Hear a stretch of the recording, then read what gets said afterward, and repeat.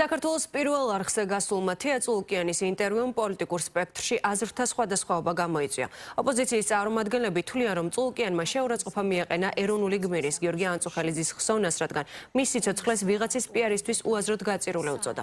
უმრავლესობაში კი აცხადებენ, რომ ოპოზიცია კონტექსტს ხელოვნურად ამახინჯებს, რადგან ისინი საგამოძიებო კომისიის მუშაობით არიან გაღიზიანებულები.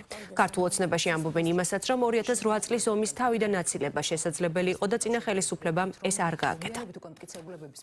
როდესაც საქართველოს ეროვნულ გმირზე იძახი, რომ ის ტყუილად ვიღაცის პიარისთვის შეეწირა და შეეწირა სიცოცხლე ვიღაცის პიარს, ეს არის შეურაცხყოფა საქართველოსი და ყველა ადამიანი, ვისაც ეროვნული ღირსების ხსოვნება გააჩნია, აღშფოთებული და შეურაცხყოფილი არის გუშინდელი თეა წულუკიანის განცხადების არანაირი კონტექსტი ამ განცხადებას არ ჭირდება, თვითონ ეს სიტყვები არის ერთ-ერთი ყველაზე მძიმე ღალატის დეკლარირება, რაც მე ოდესმე მომისმენია. მის განცხადებელს მე მგონი ზუსტად არ აქვს ნათელი წარმოდგენა იმისა, რომ თავგანწირვაც ადამიანის უფლებაა და თითქოს ამ ფაქტის ადამიანის მიერ საკუთარი სიცოცხლის გაწირვის უგულებელყოფა ხდება იმითი, როცა შენ ამბობ, რომ ვიღაცა თავისი პოლიტიკური პიარისთვის გამოიყენეს და ასე შემდეგ. თითქოს გმირს არაფერი გაუკეთებია. ყველამ ძალიან კარგად იცის, რომ გიორგი ანწუხელიძე არის ჩვენი უახლესი ისტორიის უდიდესი გმირი, ადამიანი, რომელიც წარმოადგენს სიმბოლოს ქართული გამბედაობის, ვაჟკაცობის და მტერთან შეურიგებლობის.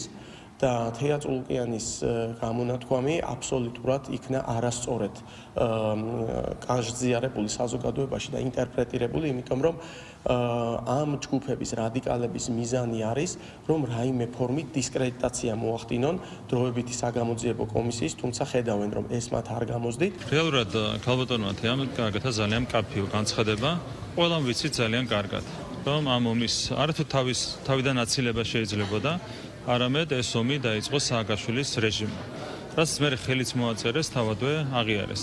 შესაბამისად, როდესაც საუბრობს თეა წულუკიანი იმაზე, რომ შეიძლებოდა ამ ომის თავიდან არიდება ჩვენი ქვეყნისთვის, რომ შესაძლებელი იყო ჩვენი გმირები დღეს ყოფილიყვნენ ცოცხალი და ეზრუნათ საკუთარ ოჯახებზე. ხო, ეს არის უბრალოდ ფაქტის კონსტატაცია, ეს არის იმ ობიექტური მოცემულობის გახმოვანება, რომელთანაც გვაქვს ჩვენ საქმე. რა თქმა უნდა, რომ არა ის დაკვეთა, რომელიც მიიღო სააკაშვილის რეჟიმმა და შეასრულა, ბუნებრივია, არ იქნებოდა არც ომი და არ იქნებოდა არც მსხვერპლი და ზუსტად ამაზე გაამახვილა ყურადღება თეა წულუკიანმა. აბსოლუტურად ნათელი აქვს და ცხადია ყველაფერი.